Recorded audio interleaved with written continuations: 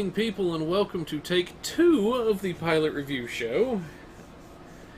I am CaptainBladej52, joined by 2 of my merry cohorts, and we have the insane green woman to my character's right, which is TeacherKirby.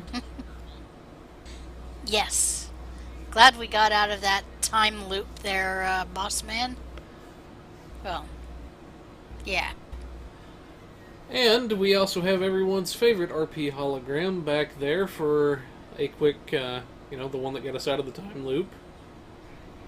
Hello, it is me. That is our resident Artie.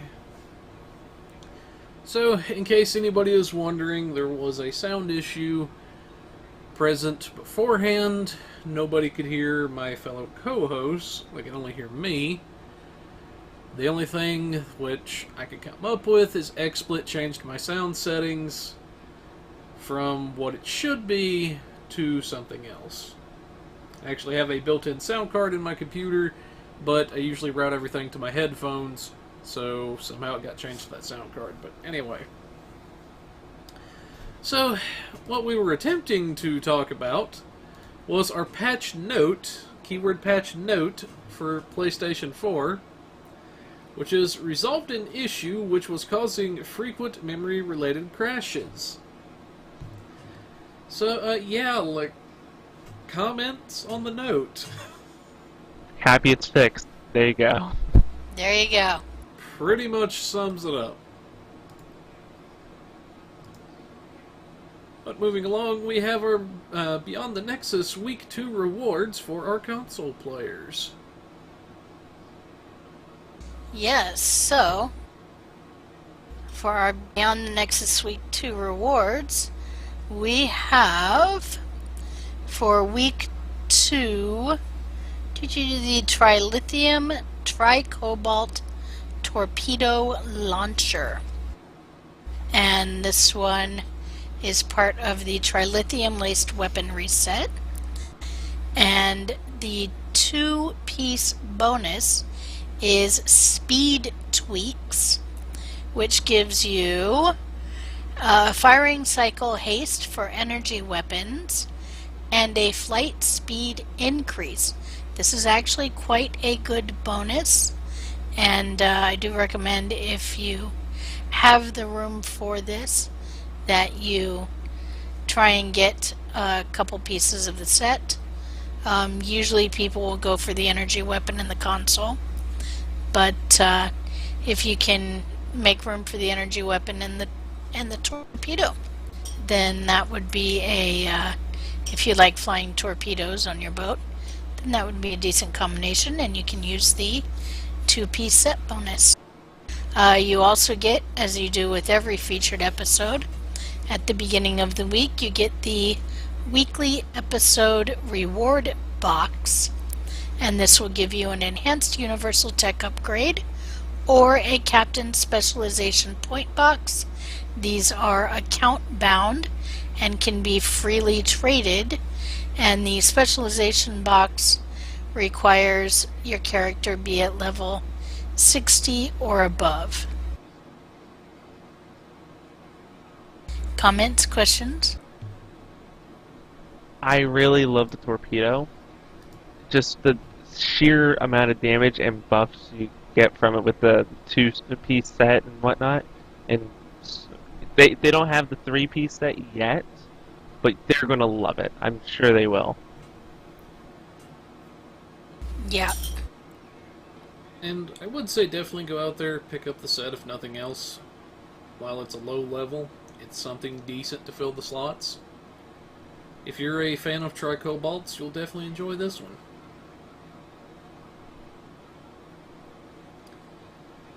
But yeah, we will, for anybody that's curious, we'll have those couple of things in the notes for you. Whatnot, but moving along, we have Season 14 coming to the console. Yes, Season 14 coming to the console near you, starting on November 14th. Emergence! Alright, here we're going to have Geordie LaForge join us, played by LeVar Burton, Then we're going to have Kamara K, voiced by Kipley Brown, and they're going to join forces to go take on the new colony world, Draenor. Here, we're going to have a new fleet holding the colony itself on Draenor. Players and their fleets will be able to help the two races build this new world together and unlock great rewards for their fleets in doing so. Along with this, there are going to be the new Tenketi Red Alerts, 2 new fleet holding defense queues, and a brand new primary specialization called Miracle Worker, bringing your captain to the engineering wonders of your favorite chief engineers. Along with this, you're going to get the featured episode Melting Pot, and that's going to be a little bit more in the story between the Kintari and the Lucari. And for the last bit, to put icing on the cake, when Season 14 launches, captains will be able to claim the TNG-inspired Scant outfit and the TOS-inspired Kilt outfit from the in-game C-store for free. How about that? Can anybody say scant party? Yay! Scant party! Going delicious in the house. Oh, no. Wait, what? No. No. Hey. No. But Gornalicious. Just no. But going delicious. That's what scares me. But it's going delicious. I know, and that's what scares the living crap out of me. But anyway. You know that's why I do it, right? Yes. Mainly because you can. So yeah. You guys are definitely in for some pretty cool stuff coming with Season 14 and whatnot. I will say the new mission reward set it's interesting. Definitely not really something I've seen us have before, especially that shield. But anyways, we will have this in the notes for our console players, so you guys can check that out. But moving along, we have a double XP weekend for console, actually. Y'all getting the good stuff this time around, I swear. I know. Hey, Debs, if you can hear me, we need a double XP weekend on PC. I mean, I wouldn't say no to that, Just saying. you know. Just saying. Just saying. Anyways, our double XP weekend starts on the 26th, which was actually a couple of days ago, and runs until October the 30th, where you will earn twice the amount of experience as normal. During the event, content that provides skill points and expertise will reward 100% bonus above normal amounts. Bonus will be available for all content that rewards skill points and expertise. Now, this is a good time. I think we've mentioned this on the show before. Especially if you have any of the temporal duty officer assignments, or anything like that that can boost your experience. Usually 1 or 2 of those will get you several levels at the lower levels. It's the temporal, the mirror universe, and I believe the latest lockboxes have some as well. But they have a large amount of XP. They also give a good amount of dilithium. And they do have, at least the Mirror Universe ones, do have accolade tied to them, where if you finish all with a critical finish, then you do get a large amount of dilithium from that as well. Yep. So, yeah, they are a good thing to do during a double XP weekend. Oh yeah. But Yeah, who doesn't want more XP? I know, right? yeah, definitely now's the time to be farming. Get out there, get that XP, level up that tune, get some skill points, expertise, whatever it is you're after. This is now the time that you need to be doing it.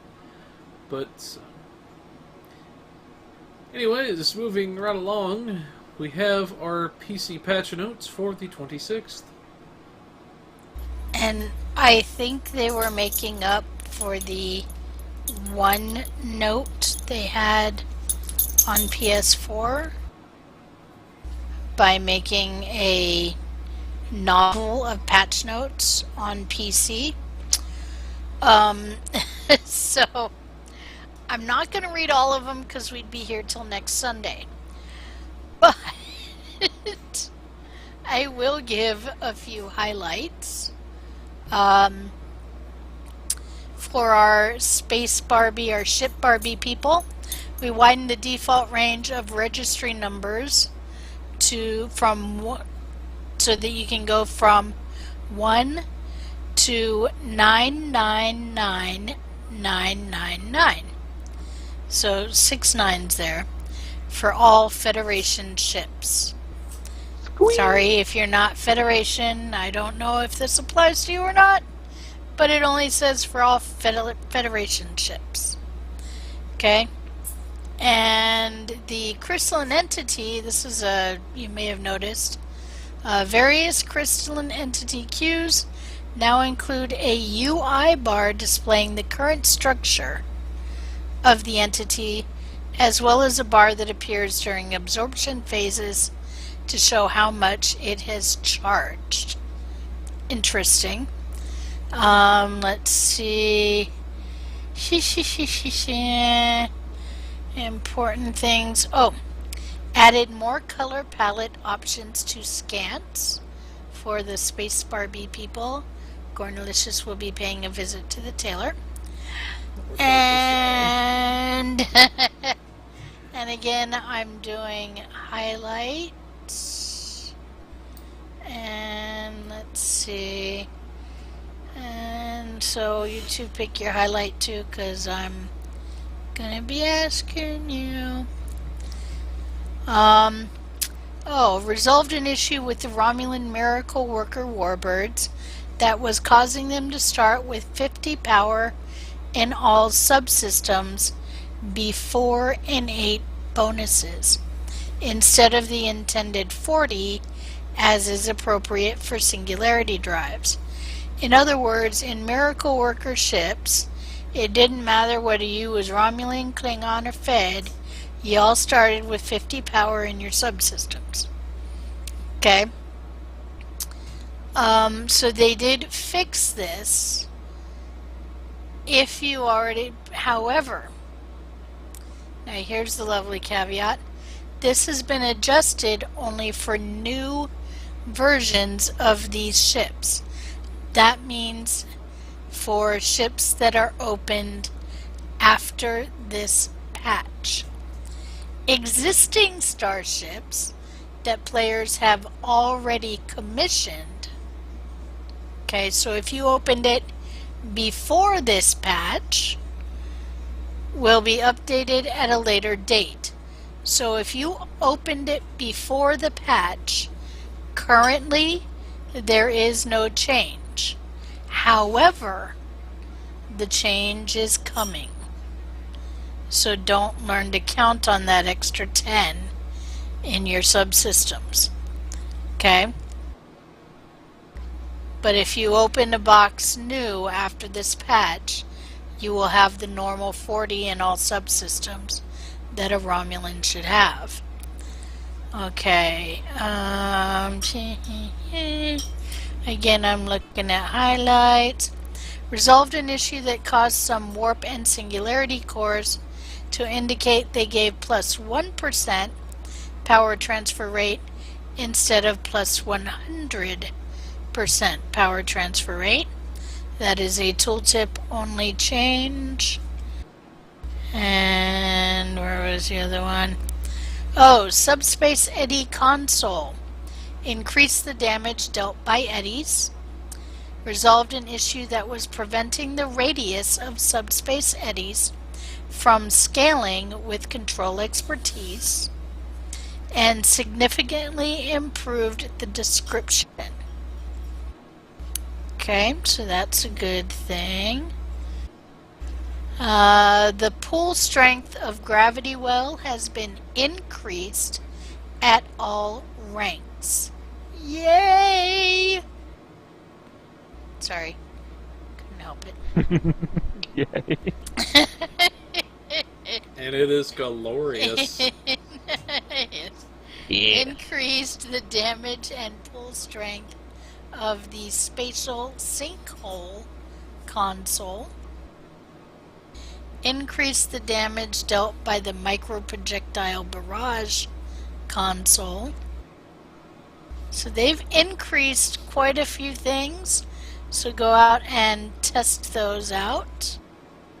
And okay, your favorites. Pick one patch note each, guys. Resolved an issue that prevented the fleet colony's deflector buff to critical hit chance and critical hit severity from applying. That's a good one. Powerboard dual tips now state that powerboards can be used on the Draenor colony world. I swear, as soon as you guys told me, I flipped because I had no idea. I'm pretty sure I was like one of, may have been one person that didn't know, but I'm pretty sure there's maybe some other one person that didn't know. I'm happy they mentioned this now. There are probably others, and even though they put it, there'll probably still be a bunch of people that don't know. But yeah, so of course, obviously, we're not going to read all of them because, trust me, we'd be here till next week Sunday. We don't want to. Yeah, but feel free to take a look at the other patch notes that we did not read. And as always, if you have questions about those patch notes, go ahead and ask us in the comment section of the video, and we'll be happy to answer you. Also, narrow sensor bands still not working. Just saying. Just letting that out there. Just letting them know, you know. Because I totally want to play with that power, but I can't really do anything until it's working. Yeah. It needs to work so you can test it. Sad face. In case anybody is wondering what I'm talking about with that, next time you've got your narrow sensor bands out, keep it on your stats. Click it, it'll pop up for a split second, then it will disappear. So yeah, it is not working at all. But anyways, moving along. Alright, moving right along. We have a 15% key sale for the PC. Yeah, that's a little bit self-explanatory there. From October 26th to October 30th, you're going to get 15% sale on keys. This is the little cool thing that you get to open those lock boxes and whatnot. So I would say this is a good time to get those keys so you can stock up and wait and see if there's going to be a new lock box coming around the corner or something. Or who knows, maybe you want to make a tiny profit with that EC. It's up to you, but it's now cheaper to get it. Get it. Do it. Yes. Totally not advertising.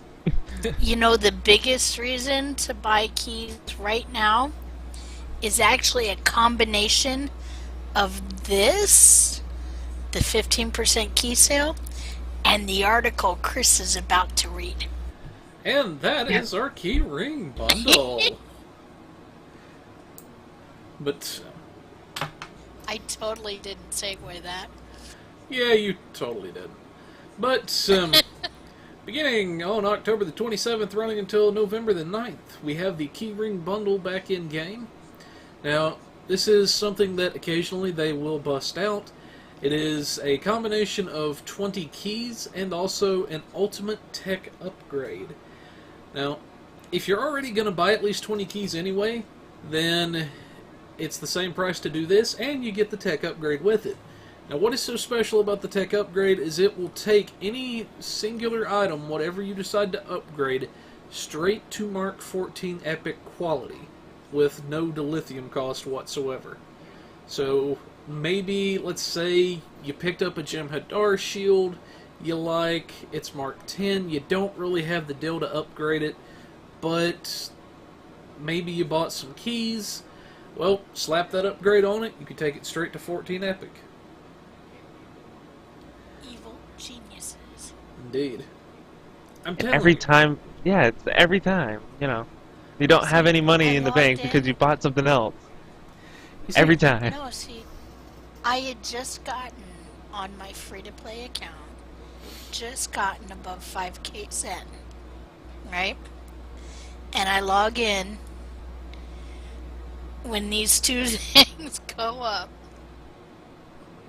And I just shook my head and go, evil geniuses. Because, you know, I'm gonna buy the keyring bundle, Oh, yeah. right? Oh yeah. Because You know, this is my during thing. a 15% key sale? Come on. I am convinced that somebody at Cryptic has my computer bugged, and every time that I'm sitting there thinking, okay, I'm good, there's no more sales, nothing else going on, maybe I can save a little cash, and then somebody at Cryptic is like, okay, hold my beer. I'm telling you, that's what they do. I've got mine bugged in here. Oh wait, she's trying to get it up to 7k? Okay, nope, we're gonna keep that down there. Yeah, pretty much. I get close and they're like, oh wait, time for a sale.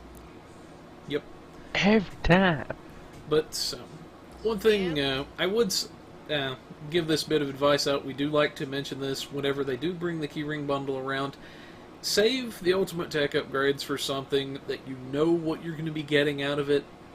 Such as, let's say you've got a Crit D3 beam array and everything. Maybe you're trying to get it to flip to Crit D4. Maybe you want it to get the pen mod, whatever it is.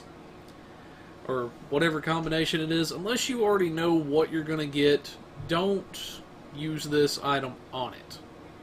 Or unless you already know what you have, I should say. Just a reminder, the pen mod is only applied at crafting. Yep. At time of crafting. But anyway, using that as just Anyway. an example. But like we're saying, use this on something that you know what you're going to get. Like maybe a Kobali Warp Core, because you know you're going to get Amp. Maybe a Gem Hadar Shield. Something where the outcome is guaranteed. You know what it is. A good example of something that is super expensive to upgrade, but you know what you're going to get, is the kinetic cutting beam out of the Omega Rep. That thing is a money pit. I'm telling you, it costs like 300k tech points to upgrade to each freaking level. And, you know, yeah, it's a pit. So, if you have that and you're trying to upgrade it to 14 Epic, you know it's going to get damage 4 no matter what you do. So if you've got that, definitely that would be a first line candidate for this upgrade. I will see your kinetic cutting beam and raise you spiral wave disruptors. Only if they're already ultra rare. Their mods are guaranteed. Because the mods are still... Oh, are they? Yes, they are. I haven't upgraded spiral waves, so... You get Crit X at Ultra, and then the standard mod at, what do you call it, at Epic. And, like I said, I haven't upgraded spiral waves, so... And they I haven't cost a looked little at bit more it than the in a average beam, really long too, time. Yeah. So yeah. But, anyways, if you're going to buy a bunch of keys and everything, if you're going to buy 20 of them anyway at least, buy the Ultimate Tech bundle and actually get yourself something nice. But, moving right along, we have our next big thing, which is a 33% lifetime sale on the console. Ooh. Boy, they really are getting all the good stuff. Yeah. Yeah.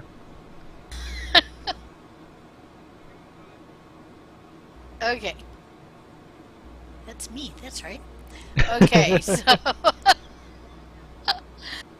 Okay, now that I have picked up that ball, 33% lifetime subscription sale on console. And just remember, console guys, you can buy this with Zen.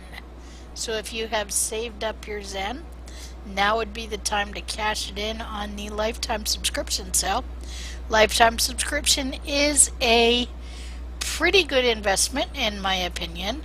I do have a lifetime account and definitely love it. You do get lifetime ships, tier 5 ships and tier 6 ships, one for each faction, and you do get a small craft for each faction.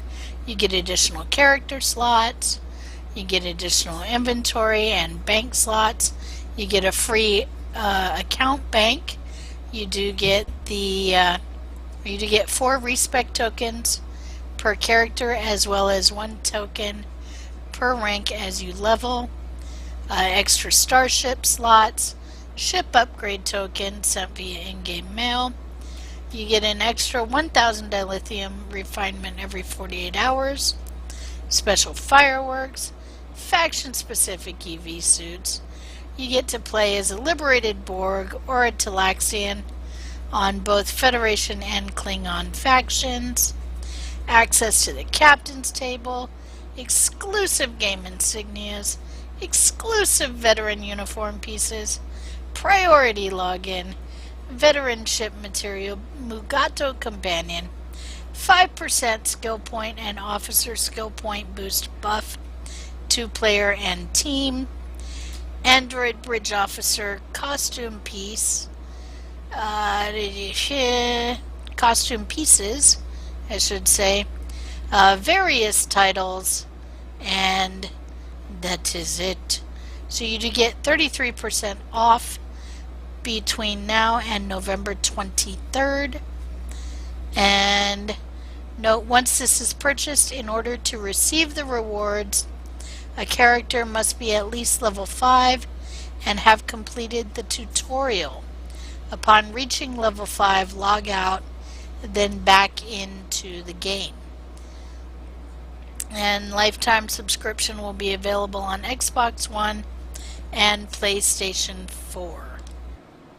Alright, so there you go. I really do like having a lifetime subscription. I recommend it. What do you guys think? Do it for those ships. They're schmancy, Yeah. and they're really good in combat. They actually are. I do have a couple characters that use them.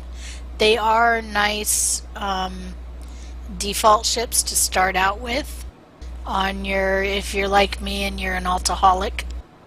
You know, you level a tune up to 60, you don't have a ship for them, smack them into one of these. You know, one of the veteran ships, and they're a very good ship. They're nice and versatile, and they'll do decent DPS, and they're easy to build. You know, with just a basic build, and bim bam boom, there you go. Yep. Also, I will say, even though this is a minor thing, the specific EV suits for the factions whatnot were really helpful, because the standard one that you may get, or the ones that you may get from the Dilithium store and whatnot, don't put up the par even towards these things. The EV suits that you get from this are well done. They're very rare, I believe, and they're a pretty good armor rating if you just want to use it for armor. But it's very useful, I have to say, compared to the standard stuff. Well, the only downside to the lifetime sub on the consoles is that you guys don't get the 500s in a month that the PC players get. That you can blame Sony and Microsoft for. But we did actually total up the value that you're getting. One day we sat down, we figured out, okay, this ship pack would cost this much, this would cost this much, the character slots would cost this much, and you're actually coming out ahead by purchasing the lifetime bundle. And like Kirby was saying, at the very least, you get some ships that are very great, one for each faction, that you can have for tier 5, you can have for tier 6. But it is, considering everything that they've thrown in there, you are getting your money's worth back. So it is definitely well worth it. But anyway, moving along, we have the Melting Pot Week 4 rewards on the PC. Yes, yes. What we got here for Melting Pot is the Preeminent Deflector. Oh, no, my bad. That was last week's. Don't quote me on this. Alright. The final reward for this time is the Preeminent Covert Shields. Ooh. That would be the last bit for the Incontrovertible Defenses set. Yes. You Yeah, said that for I'm having trouble with words today. I'm so happy I'm getting these 2 for 2. But I really wish I had the stats for this because it's a really good shield from what I've seen so far. As like what Besides happened, that, I do have the shield. We'll show in a minute. Okay. Besides that, you also get the featured episode weekly reward box, which gives you a enhanced universal tech upgrade, or a captain specialization point box, which you could, do the usual things with them. That's that's still more or less straightforward from last time we talked about it.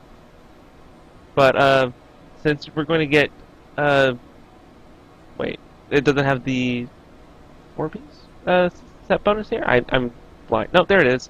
Yeah, the set 4-piece set bonus is plus flight turn rate and activating a cannon bridge officer ability. It gives you plus shield power for a short duration, which I think that's pretty good if you're still flying the Tinketi ships, because that really boosts their stuff, I have to say. Yep. But as far as the shield itself goes, let me find it in my inventory here. Y'all can see I'm a pack rat, obviously. At least Kirby can. Nobody else.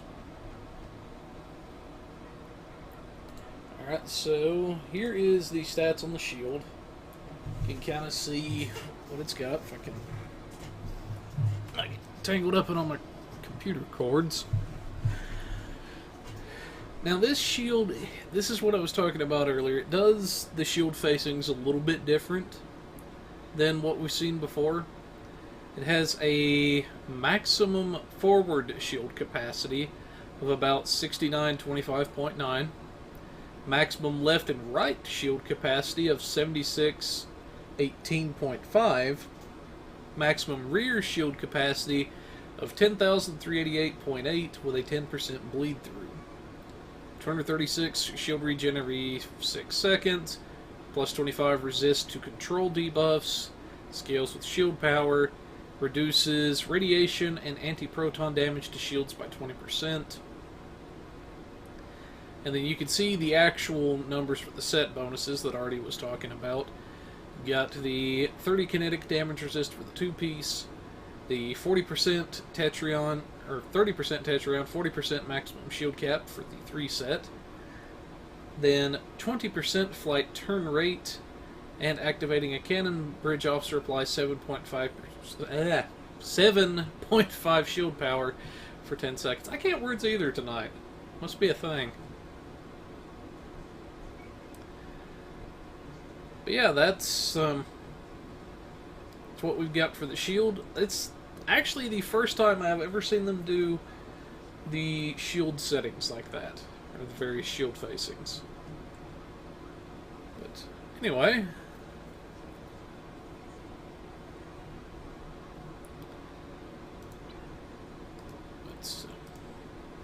it does look like a pretty decent set. Especially for escorts and everything, I would say. But, yeah, we will have that in the notes for you guys. Be sure to check it out. It is a pretty decent set from what I'm able to see so far.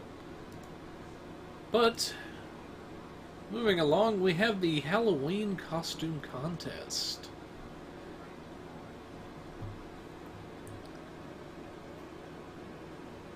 I'm assuming you two Packlands are still president. It's you.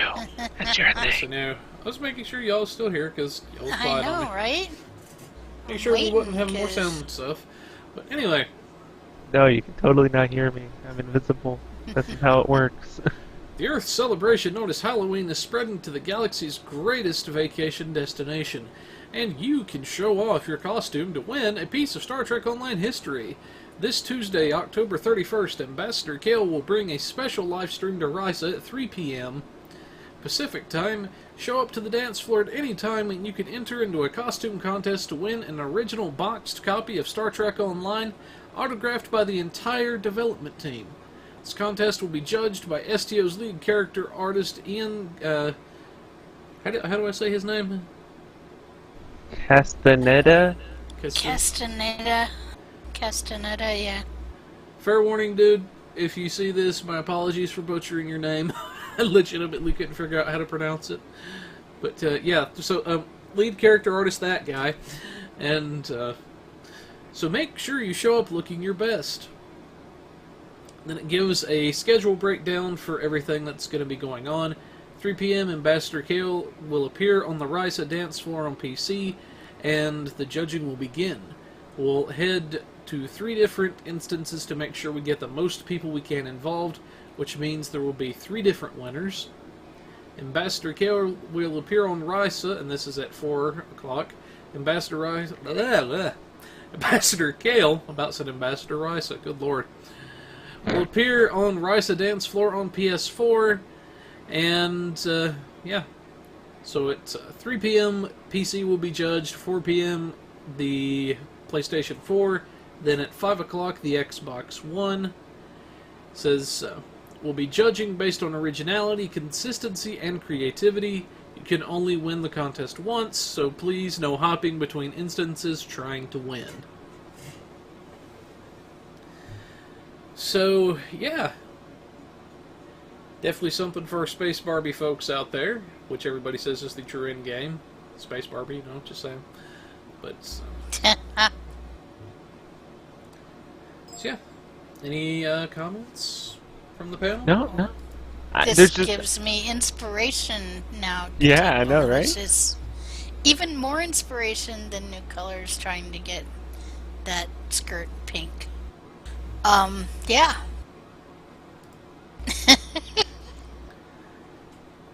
I'm gonna give Darkblade nightmares. When you've seen a Gorn in a hot pink skirt, you never look at anything the same way again after something that terrifying. I'm just kind of worried about the guy that put the detail and animation to it, because it's very detailed scales down there. Oh god. No. Oh god, no. Now he's gonna have nightmares. I will get my revenge, Artie, one of these days.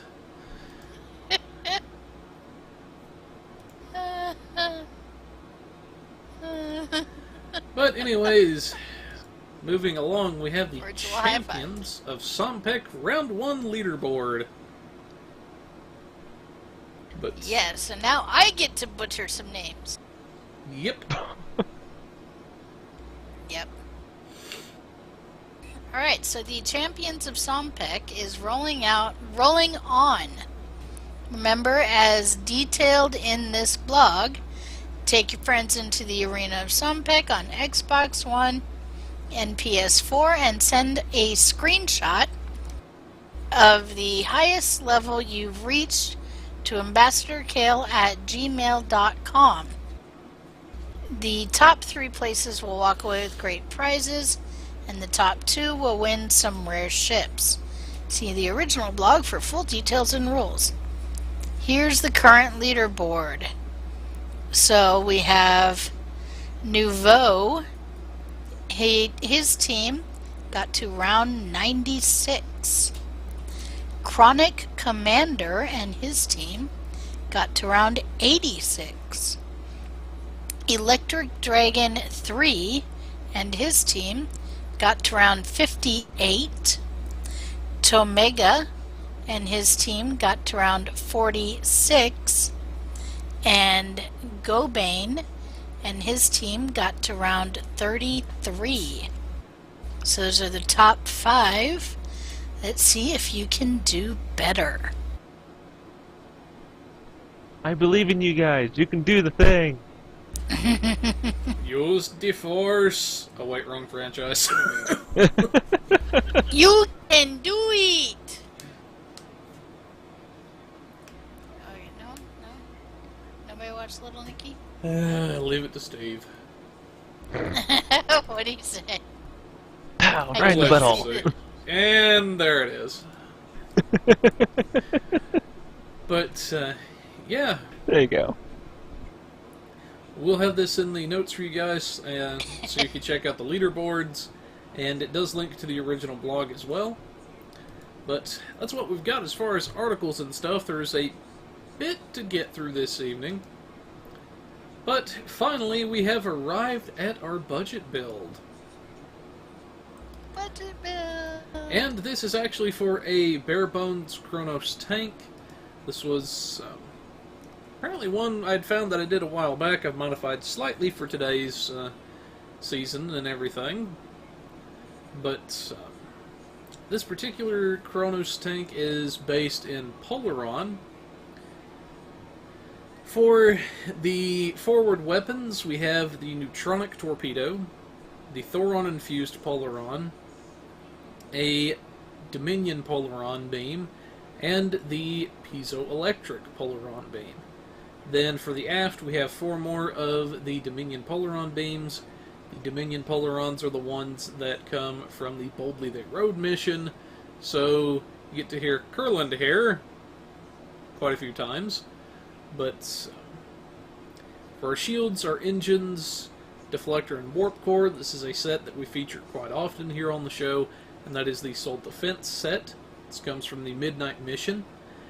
Now, the strengths to the Soul Defense set actually come in the 2-set and 3-set bonuses that it gives you. Your 2-set bonus gives the free equivalent of a neutronium armor just by having 2 of the items on the ship. So, it's essentially a free armor console without having to eat a console slot. The 3-set bonus is actually an AoE heal that heals you and allies, as well as some fighters that are close enough to get it, for a fairly decent chunk of health. And then we have, because the Soul Defense set does not feature a warp core, we had to go out and pick up a warp core, in which case we pick up the Temporal Phase Overcharged core. Now, the reason we typically go for this core on quite a few, if not most, of our budget builds is because of the capacitor that it gives. Now, if you were here for the Delta Recruitment event, then you're probably familiar with a device known as the Temporal Negotiator. But basically, the Temporal Negotiator, it would cut the Bridge Officer cooldowns in half for the duration of the device, and this essentially gives you the same thing, which can and has saved my rear end over quite a few times, as well as a number of other people that have used it. For the devices, we typically think of them as personal preference, but a device that we usually do like to recommend is the Subspace Field Modulator. This comes from the Skirmish mission. Whenever you use it, it gives a decent bit of defensive value. It gives some resistances while it is active. Now, it does debuff you for a minus 400 proton damage resist rating. Now, there aren't too many enemies that use proton damage as one of their sources, but there are enough of them out there now that it is worth mentioning the debuff. Some other devices you might like may be energy amplifiers, armor catalysts. Just, it really kind of depends what you're going for. But that is one in particular we do like to recommend. Now, as far as engineering consoles go, this particular ship you get 4 engineering, 3 science, 4 tacticals. For engineering, we have a piezoelectric focuser. This is from Lucari. This gives essentially the free equivalent of a Polaron tactical console, as well as I believe this one had some turn rate if I remember exactly. Then another console we have is the Bioneural Gel Pack. This completes the 3-set bonus with the Thoron beam and the neutronic torpedo, giving access to the isokinetic cannon. Then finally we have the Trillium deplating. This is essentially a field generator and a neutronium armor slammed into one console. It gives you some defensive resistances as well as some shield capacity. And then we had the final engineering console as the assimilated module. Now there is a note that I did throw in there that I'll get to in just a second once we look at our science consoles. We have 2 of the EPG and DrainX restorative particle focusers from our Crenum Science lab. And then finally we have the chronotachyon capacitor, which is actually a really nice defensive console that comes with the ship. Now, there was a bit of banter between me and Kirby before we actually decided to go with this build, and that was in regards to the assimilated module. And I'm mentioning this because it is a good point to bring up and everything. But the assimilated module, I finally remembered why I had it on the ship, and that was for a bit of crit severity, a bit of critical chance as well. If you're doing alright in those departments anyways, if you feel you don't need the assimilated module, you could remove it, move the Chronos console up into the engineering slots, and pick up a 3rd science console. That was one of the big points of debate that we had, and it is worth mentioning. You do have an option there.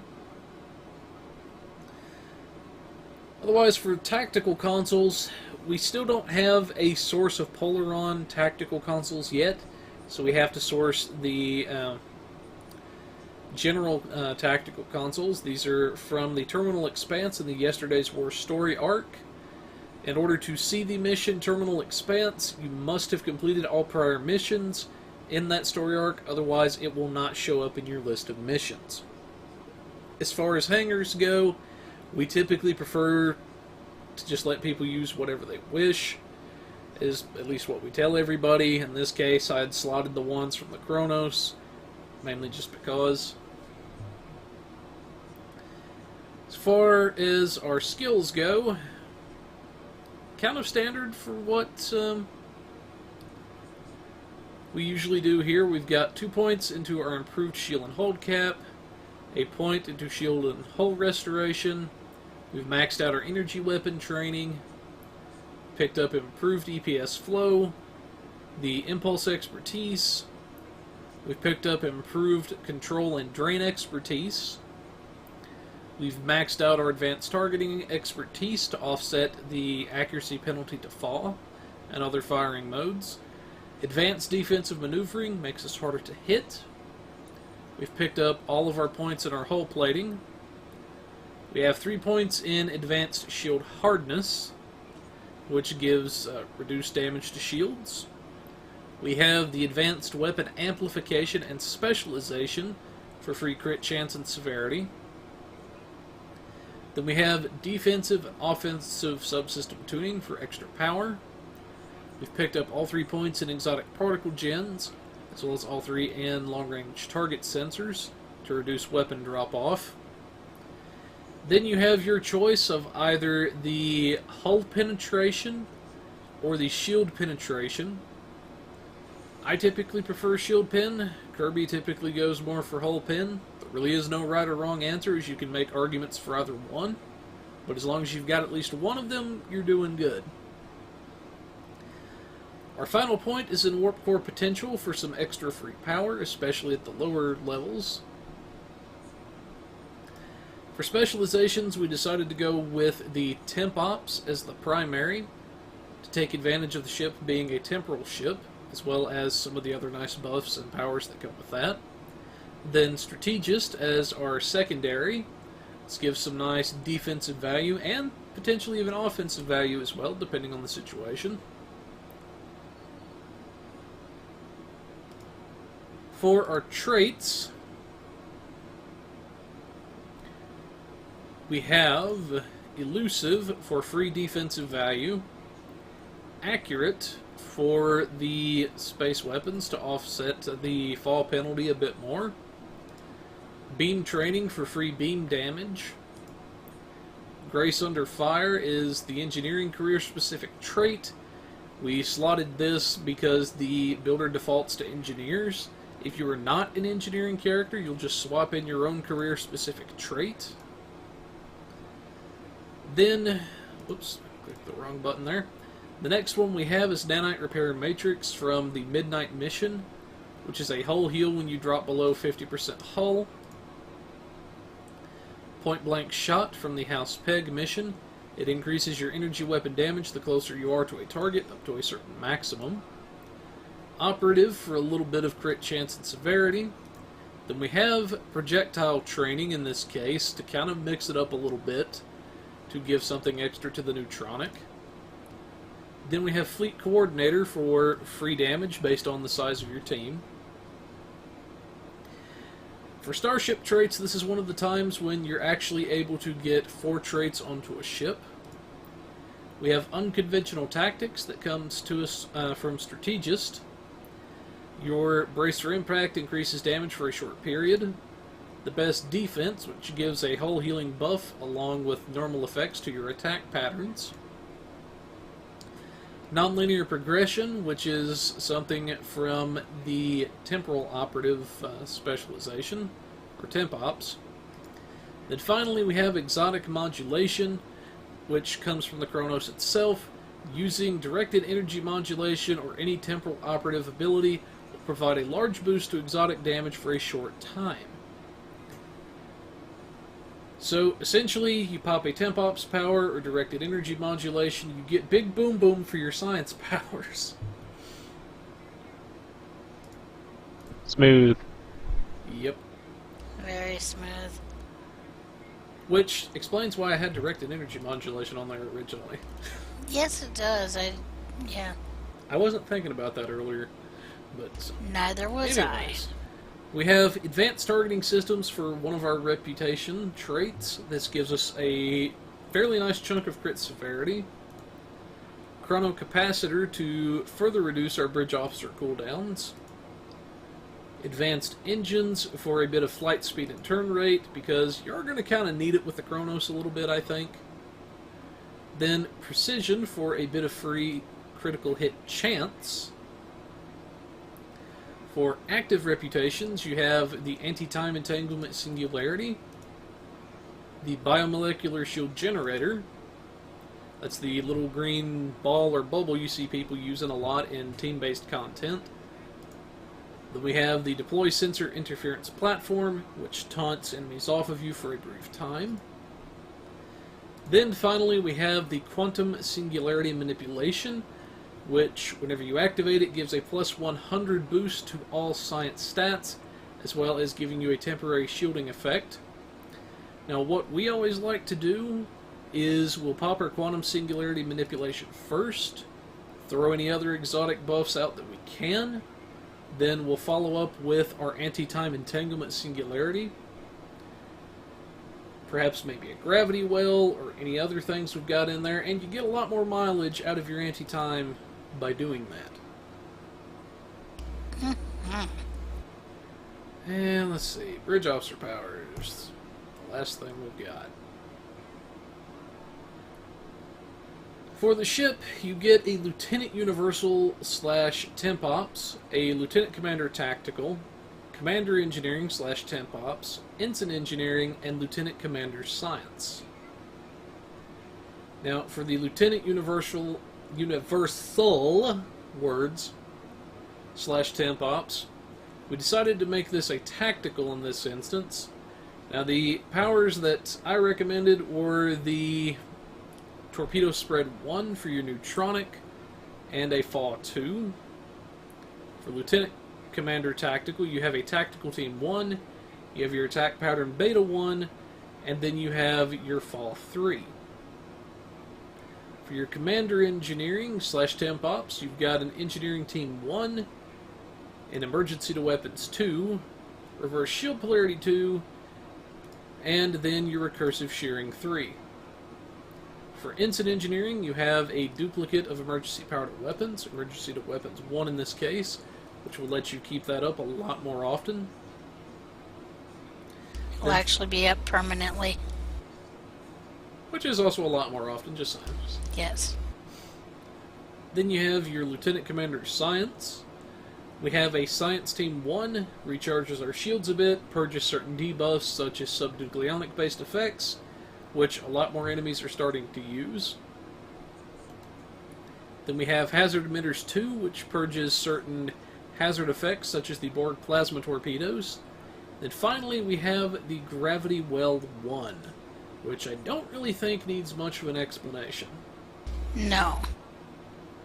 But recursive sharing, I don't think we've talked about that one before, not much.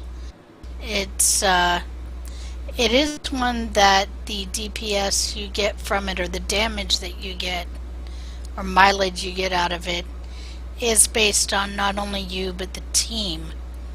So it is best to put it on large targets at a time that you know everybody in the team is shooting at it. So it's going to go down very quickly, but not so quickly that it's not going to last the 5 seconds.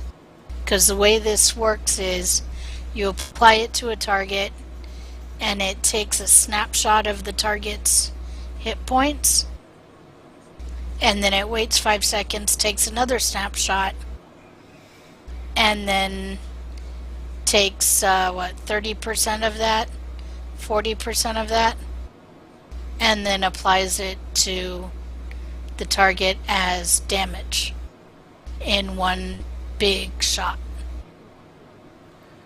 Indeed. So, yeah. So very, very big. To give Big, yeah.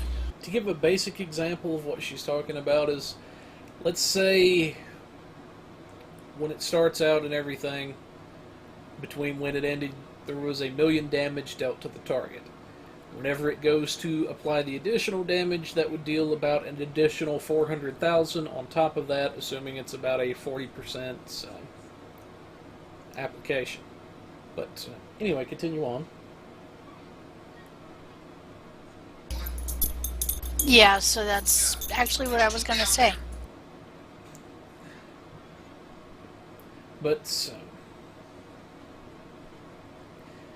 as far as that goes, that's what we've got for bridge officer powers and everything. That's pretty much takes care of the ship, actually. But if you are, and this is another thing that did come up as far as our debates while we were constructing the ship, is we do like to banter with each other, as y'all see occasionally in the Budget Builds Corner, as to different options. Yes. We had discussed possibly doubling up on attack patterns as one of the things you could do, maybe removing the tactical team.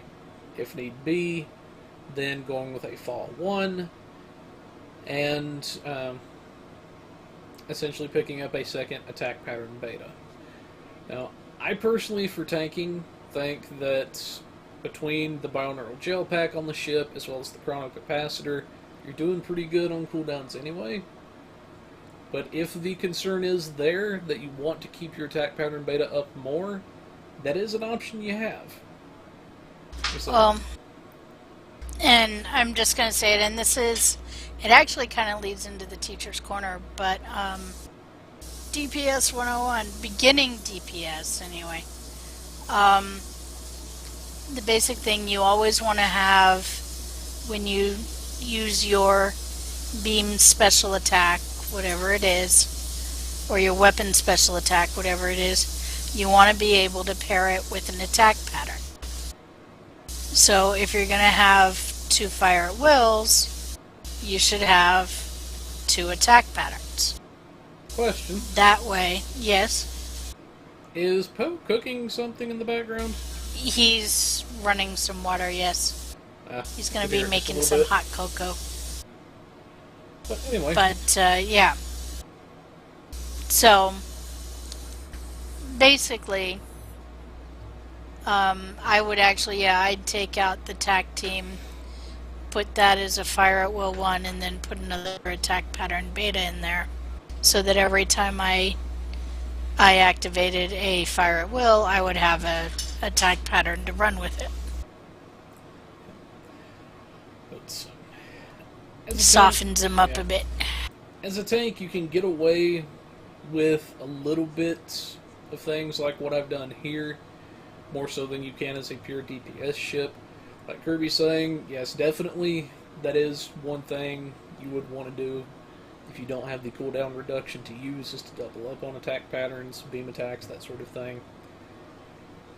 As a tank, you can kind of get away with it a little bit and everything, because your main focus isn't per se the DPS as much as it is trying to hold threat, trying to make sure you stay alive. But the big reason we do bring these options out is because, well, because of the options. We want you guys to know that you don't have to do it just the one way that this guy over here says, or just the one way that guy over there says. You've got options with these ships. You've got options with the builds. And what we try to provide with the budget builds is a template, something you can get an idea for. You know, somebody may take this particular Chronos and may change it up completely, might change up just one or two things and call it done. Right. And like Chris or Darkblade's saying, we're coming at it from two different perspectives. He's coming at it from a survivability perspective. I'm coming at it from a blow him out of the water as quick as you can perspective. Yep. Usually, unless we just go hog ham, we try to keep the builds somewhere in the middle. That we have a little bit of the best of both worlds, and then from there you can kind of decide, well, do I want to go more hog ham on DPS? Do I want to be unkillable as a tank? But anyways, as far as our overall cost and everything, we actually didn't spend any EC this time around out of our 2 million. If I could apparently control the notes without failing. Now this is one of the longer builds and everything, which was around 9 days due to Dilithium refinement limitations. That's assuming you've only got a single character running, and that was mainly for the reputation gear as well as the 1 or 2 fleet consoles we had. But anyways, moving right along, you know, we have the bugs corner. One thing I will do as an update for you guys. Normally I talk about some of the bugs that are going on, and in this case we are going to get an update on some of the items that have been disappearing. Now, I've been getting reports from people saying that they had maybe an item missing from the exchange, maybe they had something go missing from their account bank, or in one severe case, a guy actually lost about 40,000 dilithium on the Dill exchange. Oof. The items, essentially what they did, they would list it either on the exchange, put it in their account bank, wherever it was at. They would log out for a while, and then when they logged back on, it was missing. There was no notification. They didn't have any extra EC if it was listed on the exchange. They didn't have any Zen if it was listed on the Dill exchange.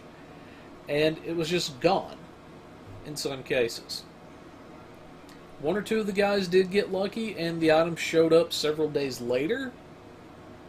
And some people are still dealing with a support ticket. Now, I had contacted Ambassador Kale directly and everything, and let him know what was going on, saying, you know, hey, you guys might want to look into this a little bit and everything, because as a bug hunter and everything, I don't have the resources they do and everything.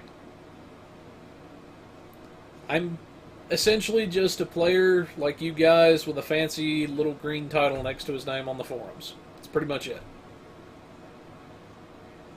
But it deals with a lot of server-side stuff. They are looking into it. I was able to pass some names on to Ambassador Kale for them to look at. Now, if anybody out there seeing this, at the time you see this, if you've had something go missing within the past little while, and everything, like within the past 2 or 3 weeks, and everything, either from your account bank, from the exchange, from your inventory even, whatever it is, You know, feel free, let me know. Post something up to Kirby, post something to Artie, to Neela, on the channel itself. Contact us directly in game. Say, hey, this is what happened, this is what's missing. Be as specific as you can. If you're missing EC, say I'm missing this amount of EC from this location. Be sure to give your @tag, and I can pass that on to Ambassador Kale and everything, so they can try to look at it and see what's going on. But it is one of the big ones I did want to mention. But anyways, moving along to Teacher's Corner, what have you got for us this week? Well, we kind of touched on it during our build, so I did basically beginning a beginner's DPS skill bridge officer build. So I basically showed, I used the Vorgon carrier, because it does have, if you're looking to do some basic DPS, it does have what I consider to be the minimum. It has a good bridge officer seating for the tactical. And so I did show how to build it out, and yeah, so I talked about doubling up bridge officer abilities. I talked about why we double up on the bridge officer abilities when you're looking to do DPS. I talked about using emergency power to weapons and why we do that, and even why we use science team, things like that. So yeah, so I talked about all of those things, and it's basically a DPS primer, as it were.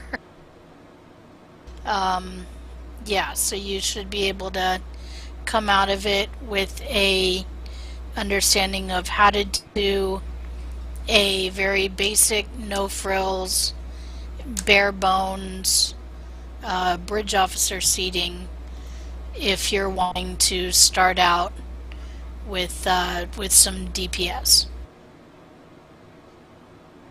And you can change it up from there, as long as you keep, you know, some of the basics of that type of build in mind. Comments, questions? I truly found it very helpful, because when I'm making a new character, I could never really set it up just right. I always have to, you know, grind it out. I have to wait quite a bit before I can actually get back into the game with that new character. Mm-hmm. With this, now I'm just like, bang, bada bing, bada boom. I know where everything is now. I know what to do. Oh, it's that simple. Yeah. I know, right? It's like when I first started learning the you know, the DPS game, and I, you know, once I was taught that it's, you know, that the basis of it is that simple. I'm like, really? So if I keep these things in mind, I can get up to fancy builds that include other things, but as long as I keep these things in mind as my basis, then I'm always going to have a solid foundation. You know what I mean? So, ooh. And on a side note, ooh, hot cocoa. Yeah, it is getting to be about that time of year, ain't it? Yeah, Poe just brought me some hot cocoa. Yay. I don't know what snow is. I never see it. Nope, I'm gonna go there. But anyways, yeah, definitely always good to have something out there explaining why we do some of the stuff we do. Gives some basic information for people to start with, but we will have that in the notes for you guys. You can check our video out. Definitely recommend that. But Anyways, coming up on our final segment of the evening, we have the RP Corner with Artie. What have you got for us this week, dude? Alright, this is a little quite different from what you guys may have seen before. What I have here is Tribble Testing for roleplay.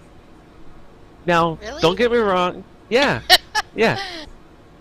That, you know, every time someone gets into Tribble, you're always going, yeah, I need to test this new build. I want to see how this works out. I want to try out this new set. Uh-huh. Well, it gets into a little bit more detail than that. I'll explain in a moment.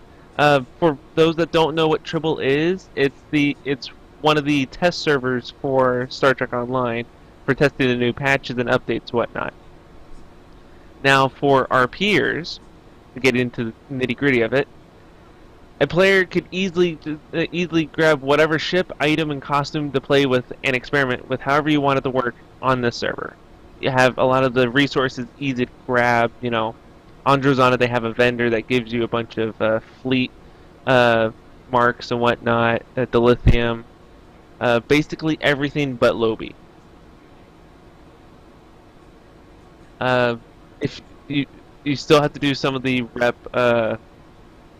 like missions and all that, like the dailies to get the reputation, just to get the item that you're looking for. I do believe they're expedited. I'm not too sure if it's the same cooldown as they usually are, but either way, moving on from that, what you can do on Tribble is that you could get these ships that you may want, that you're looking into getting in your normal game, and be like, I may use this as an RP ship, but I also want to, you know, actually use it. So I don't want to just buy the ship and then buy the ship in Holodeck and then realize I just wasted my money. You can get it in Tribble and test it out and see, like, oh, I can actually design it this way, design it another way. Actually, I can do this paint and not that paint. And even more, you can look at it and go, well, this ship may be what I'm looking for, but it doesn't have the design I'm wanting, or something like that. Or even looking at all sorts of, like, ground weapons, shields, costumes, different uniforms, whatnot, without actually wasting whatever money you have in your normal main character on Holodeck. Adding on to that, and what I counted as like the special bit of it, Tribble is not as densely packed as Holodeck, from what I've seen. So if you're looking for exploring the maps and all that to see where you can have your next big RP event, or if you just want to get away from all the trolls, so you can just, like, yeah, this would be a nice hideaway when I get back to Holodeck. You can go search how long you want and not be bothered with, and you'll be able to find probably a spot somewhere, or maybe even locate something you didn't even realize you knew was there before, all because you weren't bothered with. Tribble is quite large, and with all the new updates and all that, you get to see things first. And if there's while you're searching, you see a bug or something, I don't mean like a fly on the wall. I actually mean like a server error or something graphical error or something with a costume or anything. You can also see it, because most times on Tribble, you're looking at this weapon doesn't work, or this ship's seating's not right, or the engines aren't right, or the ship's actually upside down, or something like that. Who knows? You'll be able to pick out the vanity stuff if you get on Tribble, so that helps out everyone there. There you go. Yeah, it's pretty good. I didn't think that Tribble could actually be used for much in that realm, to be honest with you. Well, everything's there, right? for everything on Holodeck is on Tribble, plus a few extra things sometimes. So it helps out either way, and you don't have to, like, if you're actually, like I've been doing, trying to get a new starship to put together, you have that already on Tribble, so you don't have to waste the actual, you know, more EC that you may not have to get whatever ship. Also, I might want to note, if you do want to get something from the Lobi store, you're going to actually have to have that Lobi on whatever character you transfer over to Tribble. It would just be a copy character over. And if you need more than whatever Lobi you have, transfer multiple times, because that works. Yes. Yes, it does, and that is another trick.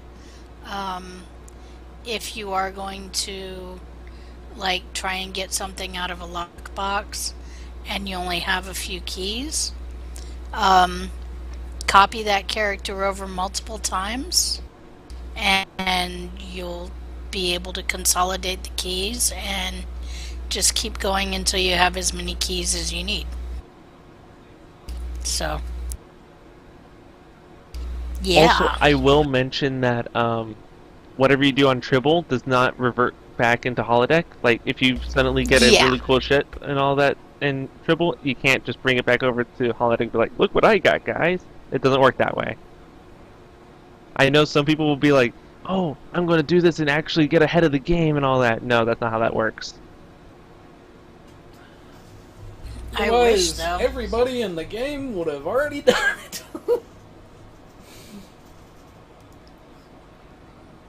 I mean, tell me I'm wrong. Everybody would have already done it if we could. Where's the lie? Mm-hmm.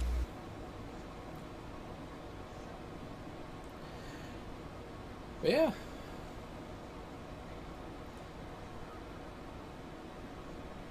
Anyways, folks, that's pretty much what we've got for this evening as far as the show goes and everything. I apologize for the technical issues that occurred earlier and everything, but anyways, we will have... It's always something with us. Yep. We will have everything in the notes, including the stuff from the RP Corner, Teacher's Corner, as well as all of our articles, as we usually do, and everything, but shout out to our friends over at the Temporal Armada, very cool bunch of people. Be sure to check out their radio program. Be sure to check out our other good friends on the radio, the Kurtang Pirate Radio, very chill bunch of people. You'll enjoy listening to those guys as well. If you've got a budget build you'd like to see us do, feel free to submit that and everything. However you can get a hold of us, tell us, you know, hey, I want to do this particular ship, I'm on PC or console. Let us know what kind of a budget you're working with and what your goals are for the ship, and we'll help you out. If you think your build is good and everything and you'd like some help with your piloting, maybe you think you could shave a few seconds off of a run or something, you know, send us a little clip of your piloting so we can see where you're at currently. Let us know what your goals are, what you're trying to do, and we'll help you out in that department as well. But as always, if you've got any bugs, feel free to submit those along as well. Send them to me if you've got a hold of me in game. If you can find me on YouTube, wherever, or send it, these screwballs and we'll pass it along. But as always, if you've got any ideas for the RP Corner as well, Artie does take requests, everything. But please ask questions. I'll answer anything. Yes. Feed the hologram nom-noms. But, anyways, folks, that's what we've got for this evening and everything. Tune in next week for more shenanigans, more fun, and hopefully Neela should be back with us this next week. He had to work this week, so was not able to join us. But, for now, folks, this is Pilot Review Show, and we are beaming out of here. And hot cocoa. Yep.